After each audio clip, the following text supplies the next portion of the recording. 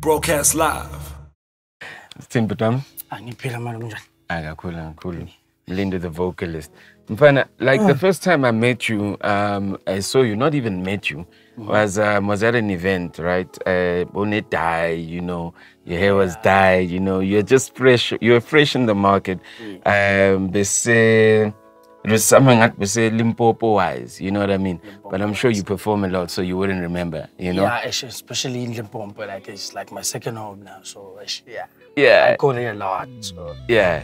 But maybe if Joe would see like the hair was kind of like dyed, so it was probably 2019. Yeah. Yeah, pretty. I mean, you literally came in the industry, and it felt like bigna lento le yazucula mara industry nama demands ukuthi mele ube umuntu we industry, you know, like you must be the interview guy, the bubbly guy. For you as a person who literally like had that big song and you had to switch up and try be that industry guy, what were some of the challenges, you know? And you can tell me if you're right or wrong, but you look like you were still like very to yourself, you know what I mean, you know? Yeah, it was very challenging. It still is challenging, for me, because I'm kind of like a shy person. Yeah. Yeah, so yeah, I'm very shy, so and then there wasn't like a preparation or like, okay, this is how you actually talk now, or like for like even the preparations for interviews, this is how you answer questions and stuff like that. So it all happened like very quick to a point where like it was the internet, from that guy who makes songs in his dad's caravan to performing in like festivals. So it was hard for me as a shy person, but yeah, we tried, man. Give me the backstory. Where does it start? You know, the caravan. Give me the backstory. Where are you? Where does it start? And what is the thing that just makes it like blow up? It started. So everyone has a story about my local artist. Yeah. So I've been doing music like from. I think the first time I was so there was gospel like all around the house. So. 2003, I think I was in grade 2. So I used to set up like I could see Bazochula, then I would come there while the band is still rehearsing and just make noise there on the mic.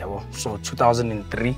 And then there was the influence. Everyone wanted to be a rapper when I was in high school. So I was kind of like that guy who did like Maphorisa for those guys that were rapping, because I wasn't good with the pen. Kind of like a freestyle guy. Yeah. So then fast forward that rap era, 2017.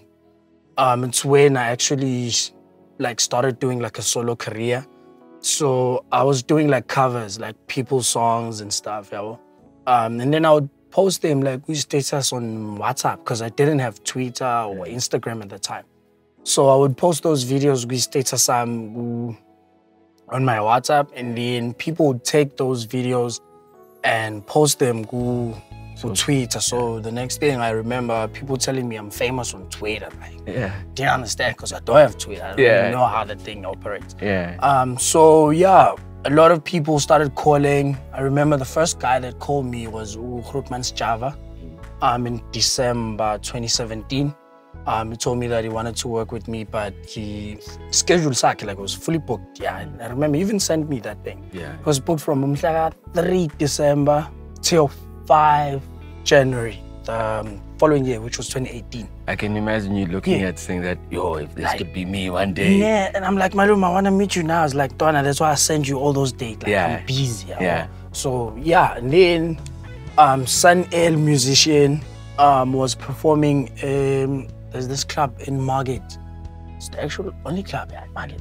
Yeah, so he was performing there on the 25th of 2017, December. So I asked to do like an opening for him. And then, luckily, bang vumela. So we went there with my little brother, Beradlali keyboard. So we had done cover Aganamal. That song, the Sun El musician with something so weird. So I was performing there, and then when I see like there in the back, like I see Sun El with his phone. I'm like, I've made it. So So it was Sun El. He asked me to come to Joburg ngathatha ibhasi.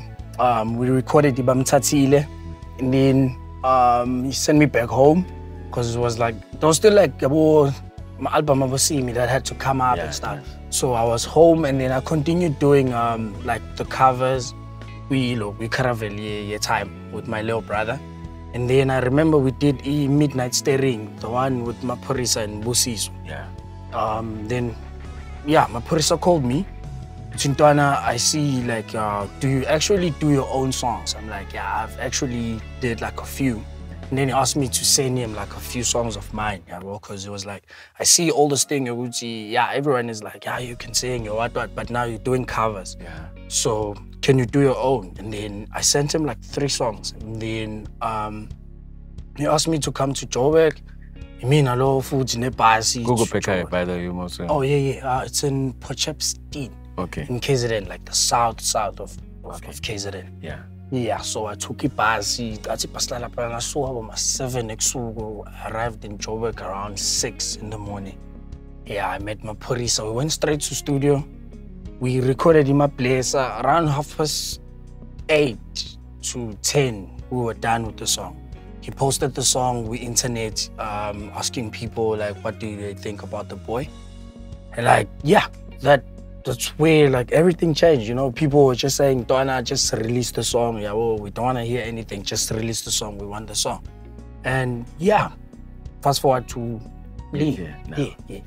That's crazy. That's crazy. So now that obviously like it's a long time with the career. You were quiet a bit before you came back with your second album, What were some of the things that you're going through? Because like you say, for me, I feel like your talent just put you in so much, it put you in the deep end. And talent didn't talent ngabivutile mara you told ukuthi wena ingqondo yakho inhliziyo yakho ayikafiki lapho, you understand? So what was happening in between the times where you were literally like quiet?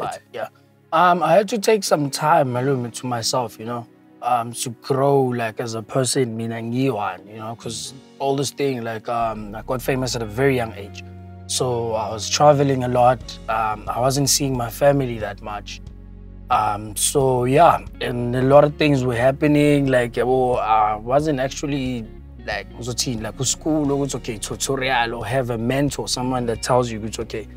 This is how the industry actually works. So no one was there to actually teach me all those things. So I had to learn like the hard way for other things. And then the reason most like for a long time, I was working on myself, so I had to go home. I had to do some cultural things, like because being available for like ceremonies at home. So I had to go home, like and do all those things and spend time with the family, So yeah, that was it. And I also didn't want the thing of like being in studio, like just recording. Sometimes you just need to just look at yourself in the mirror and be like, Donna, okay, now you were 23 when you were famous, like now you're 25. So when a personality growth, do you see it? Stuff like that. So yeah, that was most of it, yeah. What has changed from your life in the beginning to now?